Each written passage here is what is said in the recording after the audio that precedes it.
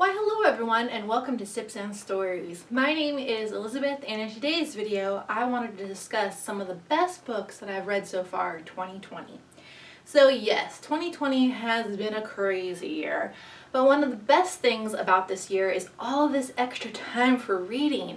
This has literally been the best reading year of my life, as I know it's been for a lot of you. So I just read so many fantastic books, a lot of books that have been on my TBR forever, which I have finally crossed off the list, and now they're some of my new favorites and I want to share them with you today. So grab your favorite beverage and join me as we discuss these amazing books. Alrighty, kicking things off is Dr. Thorne by Anthony Trollope. And I read this guy back in January. So remember January? Remember those days when the world was not crazy? Well, anyways, this was the first book that I read this year and it was one of the best still to this day. And I absolutely adore Anthony Trollope. I highly recommend him if you like either Charles Dickens or Jane Austen.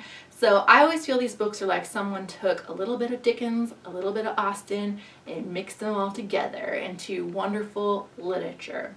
I first heard about Anthony Trollope and Dr. Thorne on the BBC miniseries that was written, produced, directed by Julian Fellowes of Downton Abbey fame.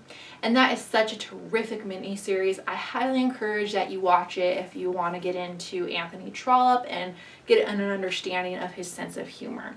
This is the third book in the Barsetshire Chronicles, and this one is more of a love story. The other ones are love stories too, but they're more satirical, they're more political. This one has satire and politics in it too, but it's mainly about these two young lovers, Frank Gresham and Mary Thorne. And Mary Thorne's father is Dr. Thorne, and Dr. Thorne is kind of like this confidant, this good, upstanding citizen in the town that everyone turns to when they need help or advice.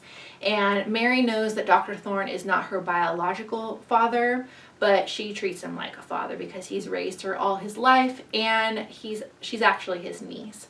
So, and Dr. Thorne knows some things about Mary's history, and you, the reader, learn about Mary's history too and how Mary came to be raised by Dr. Thorne. And Mary is in love with her childhood sweetheart and best friend, Frank Gresham. And Frank Gresham is the heir to the Gresham estate. The Greshams are the very wealthy landowners, but their family has fallen on some hard times. So the father has overextended himself and the Gresham estate is in a lot of debt. So they think that young, handsome Frank, if he marries someone very wealthy, will be able to settle the family's debts, basically. So everyone is trying to prevent Mary and Frank from getting together, even though everyone knows that they were made for each other. That's basically what this book is about, and it's absolutely wonderful. The characters are delightful. There's so much humor, so much satire in this book. You will absolutely love it, and I think I gave this one at least 4 out of 5 stars or 5 out of 5 stars. It's fantastic. It also features one of my favorite characters in all of classic literature, and that is Miss Dunstable. I just love the independence and spunk of Miss Dunstable as a very wealthy single woman living in Victorian England, and how everyone just wants her to get married so they can control her money. But she is so just independent and spunky. You will love Miss Dunstable. And I really wish that Anthony Trollope had just written an entire book all about Miss Dunstable. So I'm going to leave it at that, but yeah, this was a fantastic book. One of the best that I've read so far this year. The next book that I read, and this one's going to take a while to explain, but it is fantastic, and that is Foundation by Isaac Asimov. This is probably one of the most famous science fiction books around. Isaac Asimov is probably one of the most famous science fiction writers of all time. He's kind of like one of the founding fathers of science fiction. He also wrote, I believe, I, Robot as well. So, you know, his creds are pretty up there. Anyways, when I think of him too, I always picture those mutton chops that he had. So he just seemed like a cool guy. Anyways, this book is about the intergalactic empire in the far, far future. and mankind is spread out over multiple planets, multiple solar. Basically, there is this scientist named Harry Seldon, and Harry Seldon predicts that the Empire is going to fall within the next few decades. And the Empire is very arrogant, and they say, no way, we are the best thing that has ever happened to mankind. We will not fall. We will always be in power. Sound familiar? And Harry Seldon says, sure, yeah, probably, but just in case, let me put together an encyclopedia preserving all of mankind's knowledge, all our scientific advancements, all of our technology. That way, if the Empire falls, or when it does fall, all the information will be there, and mankind will not be in a period of dark ages more than a century or so. So the Empire says sure, and they basically banish Harry Seldon and his followers to this planet called Terminus on the far reaches of the galaxy. And that's what this book is about. It's about the first 100 years of the Foundation's history. And it's kind of told as basically a collection of short stories from different characters who rise to power within the Foundation. So Harry Seldon is the founder of the Foundation, but he doesn't really make it past the first chapter or two. He pops up again now and then when there's some crisis. But there's all these different leaders and characters and mercenaries and dictators that are narrating this story, and it's fantastic. The thing that this book taught me is that history is not necessarily made by good people or bad people.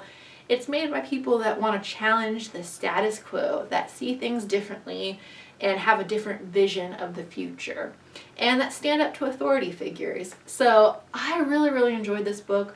Just the way it's relating to the world now and how history repeats itself, and just this dominance for power and these ego trips that all these leaders have.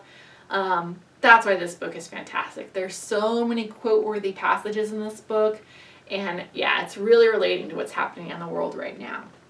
I like this book so much that I went ahead and I went out and I bought the second in the series, Foundation and Empire, and that is very rare for me to get caught up in a series because I have so many books on my TBR that I just don't want to get bogged down in series. This one is too good to miss, and it's quick, it's an easy read, but very thought-provoking at the same time. So looking forward to this one and continuing with the Foundation series. The next book that I read this year was Stargirl by Jerry Spinelli. Wow, this was such a terrific read. So excuse the movie tie-in edition because this was the only edition that was available at Target when all the libraries were closed, all of the bookstores were closed. So that's why I bought this edition. Yes, I would not have bought it if I had other resources. But anyways, don't let the cover fool you. This is a fantastic book and one that I highly recommend. And if it's been on your TBR, you really want to go back and read it because it's such a beautiful book. Jerry Spinelli's writing is so wonderful. It's lyrical, it's heartfelt, and it's such a sweet love story between these two main characters, Leo and Stargirl. The movie was also fantastic as well, so I do encourage you, once you read the book, to watch the movie. It's got a very John Hughes, Breakfast Club, 16 Candles kind of a vibe to it, so I highly recommend the movie as well. But don't just watch the movie, read the book because Jerry Spinelli's writing is fantastic. What is it about? It's basically a love story between Leo Borlock and this kooky new girl at school named Stargirl. And their love is put to the test because Leo is just under the radar. He's just your average kid. He likes Stargirl, but he doesn't want anyone to think he's weird by dating her. That's what's happening. And Stargirl is just this larger-than-life character who dresses very bohemian. She plays the ukulele. She's a cheerleader. She has a pet rat. She's really wonderful. And some of the time, everyone at school loves her, and then something happens, and then everyone at school hates her. So it's just how like people's perceptions of you change. But you can't change. You want to stay true to yourself. So I don't want to give away any spoilers because this was a fantastic book. The one triggering thing about this book is that it does perpetuate the manic pixie dream girl trope. And I know that a lot of YA authors have used the manic pixie dream girls, authors that I'm not going to talk about, But I really think that Jerry Spinelli did a good job with this, and I think that stereotype is a little unjustified with Stargirl because she is a well-developed character. Her sole purpose is not to make the main male character come out of his shell. Her purpose is to just be herself and stay true to herself, and that's why I love her. And she makes some decisions that are very difficult decisions.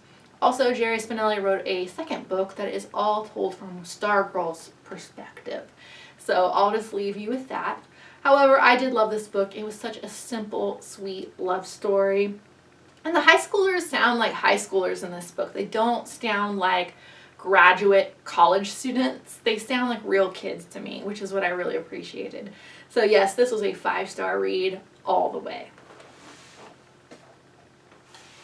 The next book that I read was Call of the Wild by Jack London, and whoa, excuse the movie tie-in edition cover. Once again, bookstores were closed, libraries were closed, and I read this obviously because the movie came out, but I haven't seen the movie still to this day. But the book was fantastic. I really, really enjoyed this story, and it was a surprise to me because I tried to read this book in high school and I DNF'd it because I thought it was boring, I thought it was stupid, and let that be a lesson to all of us that if there's a book that you didn't like when you were younger, you might want to revisit it as you get older, as your reading tastes change and develop.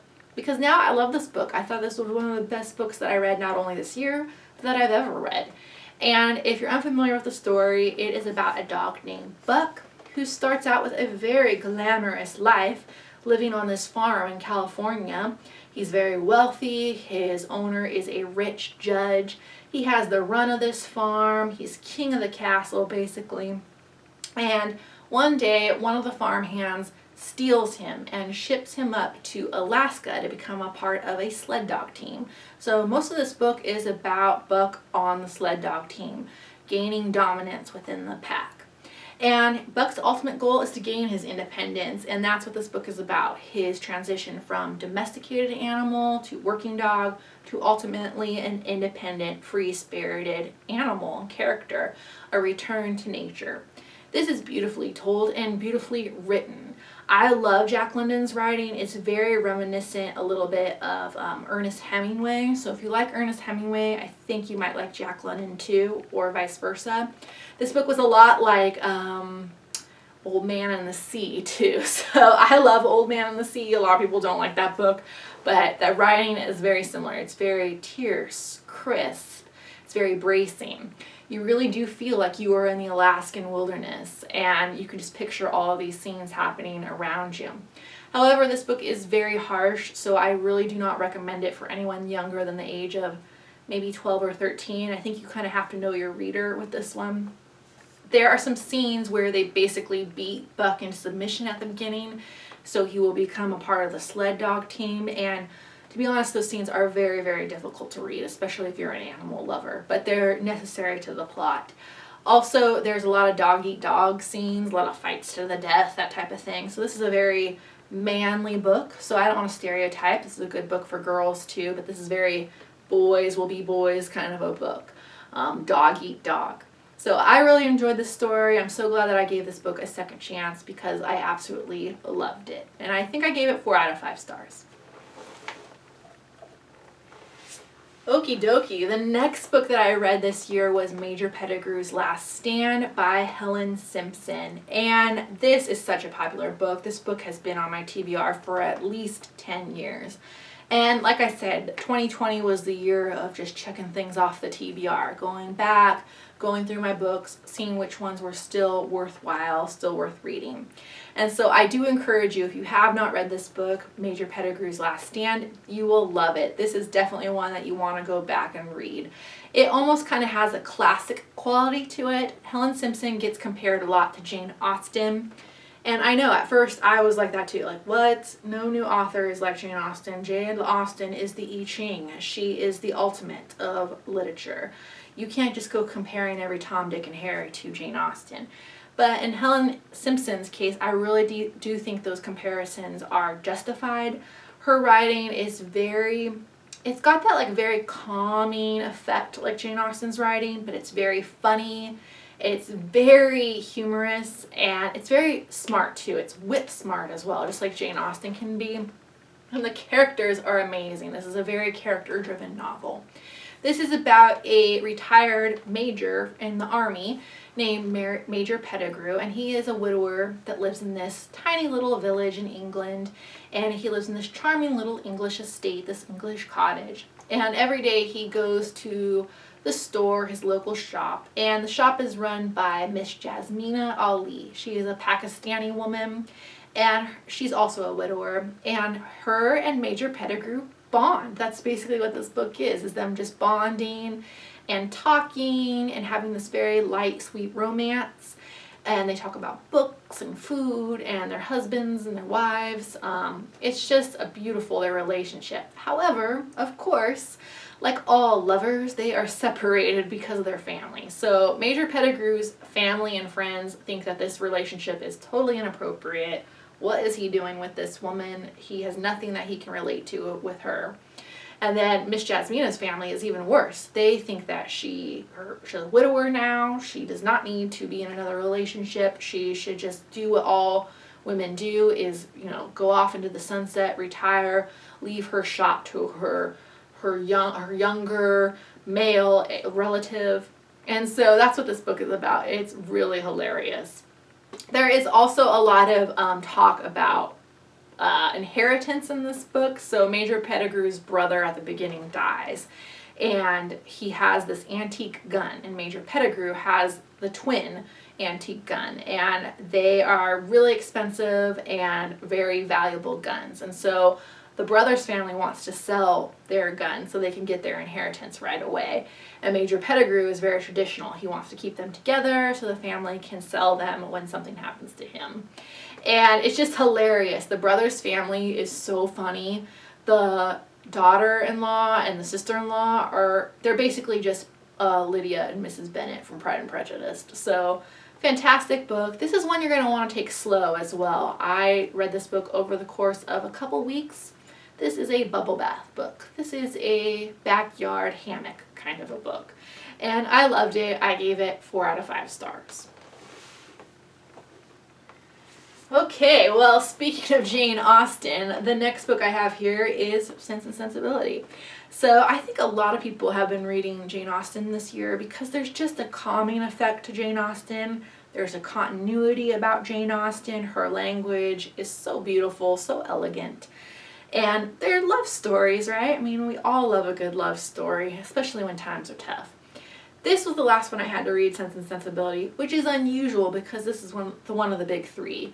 And I think the reason that I never read it before now was because I've seen that movie 1,000 times with Kate Winslet and Emma Thompson. And that is such a hilarious movie, and I love that movie. But one of the best things about Jane Austen is actually her writing, the beauty of her language and her prose. So I'm so happy I went back and read this one at last. And there were some surprising things about this book. Mainly, the number one thing I loved about it was the characters. They were fantastic. And my favorite character was definitely Sir John Middleton. That's right. I really think Sir John was the true hero of this story. He was a lot better than old Willoughby, right? Like, that guy was such a cad. He was better than Edmund Ferrars. Edmund Ferrars is kind of a dork. He was better than Colonel Brandon. Like, we all love Colonel Brandon. He's a good, upstanding guy, but he's boring, and he was a boring match for Marianne. Let's just be honest. And then I loved Marianne and Eleanor, too. And am I, like, the only one that thinks that the character of Marianne and Eleanor, like, if you put them together, that would basically just be Elizabeth Bennet. So, the fact that Jane Austen, like, took Elizabeth Bennet and cut her in half and made Marianne, made Eleanor, I just loved that, and they were really fun, especially Eleanor. I think in the movie, she comes across as being older and wiser, but Eleanor is still very young in the book. She's only 19. Like, oh my gosh, she's so over the hill. She's 19. Oh, and Colonel Brandon, let's just talk about Colonel Brandon. Colonel Brandon is 36. I'm only a few years away from 36, so the fact that everyone's like, he's so old, he's too old for Marianne. Yes, 36 is too old for 17, but 36 in general is not that old. So that was fun. And there's a lot of talk about money in this book. So one of the things that I love about Jane Austen is how she talks about inheritance and money and power with women, and how these women navigated in society without having either money or power. So that is really just the heart of Jane Austen to me, and this book really explains it the best. And there's a lot of situations that have to do with money. Obviously, they're kicked out of their family home and they're left on their own, rescued by Sir John Middleton, by the way. But yeah, they basically have to fend for themselves, this family, because their brother kicks them to the curb. And then all of their relationships center around money. I mean, Eleanor and Edward are separated by money. Obviously, Willoughby and Marianne, money is a factor in their relationship too. And it's very interesting how money plays a part in this book. I think more than any of the other Jane Austen novels. So yes, I loved this, and of course I gave this 5 out of 5 stars. Whew, okay, I'm getting tired, but I gotta talk about this last book, and that is Skellig by David Almond. This, such a beautiful book. I love this book. It is, how do I describe it? It's one of those books I don't even know how to describe. But anyways, it is about a young boy named Michael, and Michael's baby sister has just been born premature. So his family is freaking out. His mom is basically not there throughout the most of the book. She's at the hospital with the baby sister. Michael has been taken out of school, and he's just helping his dad fix up their brand new house. And the dad has all this guilt because he just bought this house, but it still needs a lot of work. So the dad is obsessed with fixing up the house. That's how he's dealing with the baby sister being premature. And so there is this shed in the backyard, and the dad still has to fix it or tear it down. And he tells Michael, look, don't go in that shed because it's falling apart. It's going to come down any day. I got to call someone. We got to take that shed down. And so what do kids do when you tell them not to do something? They do it anyways. And so Michael goes out into the shed, and he finds this homeless man living in it. And he's freaking out because there is this crotchety homeless man in his backyard. But he doesn't want to tell his parents because he doesn't want to make his parents more upset than they actually are. So the guy's pretty harmless, and he decides to just keep it a big secret.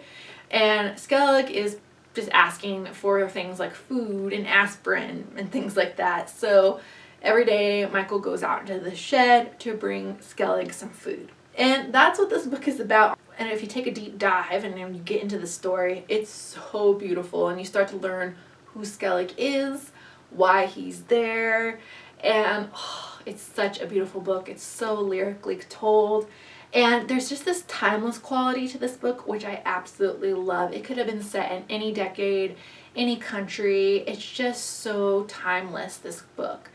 And the main thing I love about it is that David Almond leaves it up to interpretation. He doesn't try to jam a lesson down the reader's throat, and he lets you figure out who Skellig is on your own. And if you go back and read the reviews on this book, everyone has an interpretation of who Skellig is and why he's there, and it's just utterly fantastic. I love this book. Also, there is a young girl that is Michael's friend, and she's on a quest to help him figure out who Skellig is as well. And she's very similar to Stargirl, so you will like Mina as well. She's a very Stargirl character, but you've got to read this book. This is one of those books I want to drop from the sky and give to everybody. So, beautiful book, 5 out of 5 stars, and one of my favorites this year.